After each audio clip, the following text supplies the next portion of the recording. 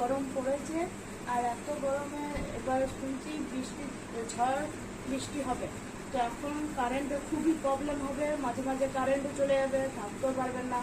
তো এখন লাইট আর ফ্যান এখন কিছুই থাকবে না, কারেন্ট হবে না। তো আমি একটা ছোট্ট মতো এক্সপেরিমেন্ট করেছি, ওটা আসুন আমি আপনাদের দেখাচ্ছি।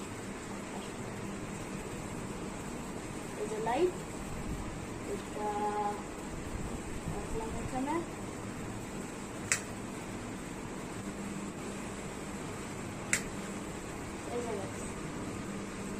এটা একটা হলো।